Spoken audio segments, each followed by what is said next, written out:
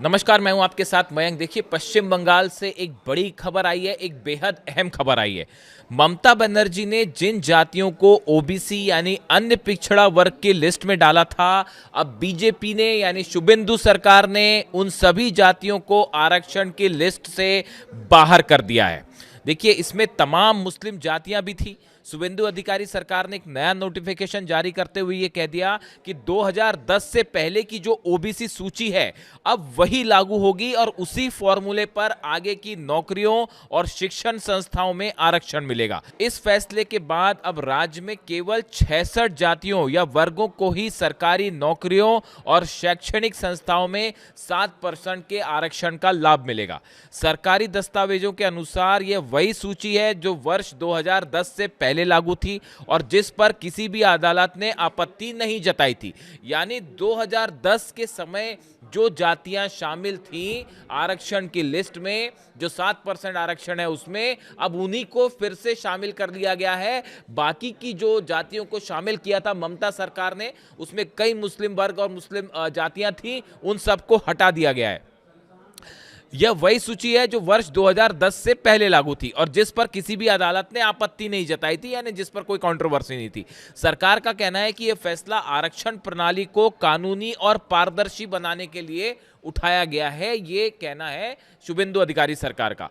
पश्चिम बंगाल में ओबीसी आरक्षण की व्यवस्था लंबे समय से विवादों में रही है। 2010 से पहले राज्य में ओबीसी सूची अपेक्षाकृत सीमित थी और इसमें केवल कुछ निश्चित जातियां और समुदाय ही शामिल थे।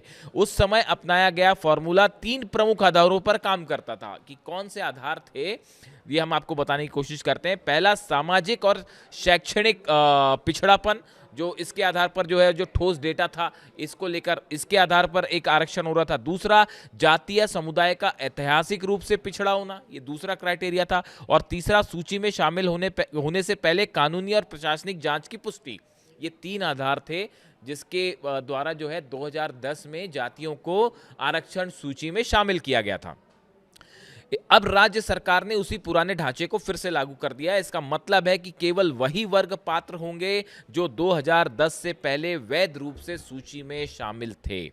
नए नोटिफिकेशन के मुताबिक अब राज्य में कुल 66 जातियां समुदाय ही ओबीसी आरक्षण के दायरे में रहेंगे। इन्हें ही सरकारी नौकरियों और अन्य सरकारी पदों पर 7% आरक्षण का लाभ मिलेगा। सरकार ने स्पष्ट किया है कि 2010 के बाद जिन दर्जनों जातियों को ओबीसी सूची में शामिल किया गया था उनकी वैधता पर सवाल उठे थे और अदालतों में कई मामलों में उन्हें अनियमित या अवैध माना गया था। इसी आधार पर अब इन नई एंट्रीज को सूची से हटा दिया गया है।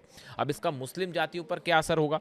इस फैसले का सबसे बड़ा असर कई मुस्लिम समुदायों पर पड़ा है जिन्हें 2010 के बाद ओबीसी सूची में शामिल किया गया था। नए आदेश के अनुसार इन समुदायों को अब 66 जातियों की अंतिम सूची से बाहर कर दिया गया है।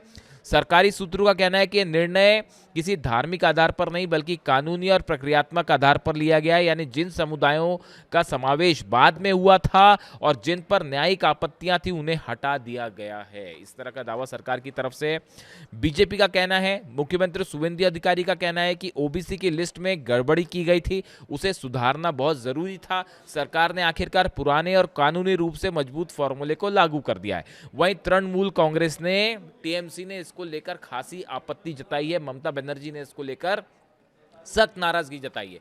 यानी इस फैसले के बाद एक बार फिर बंगाल की सियासत गर्म होती दिखाई दे रही है। अब आरक्षण को लेकर बंगाल में संग्राम छिड़ता दिखाई दे रहा है।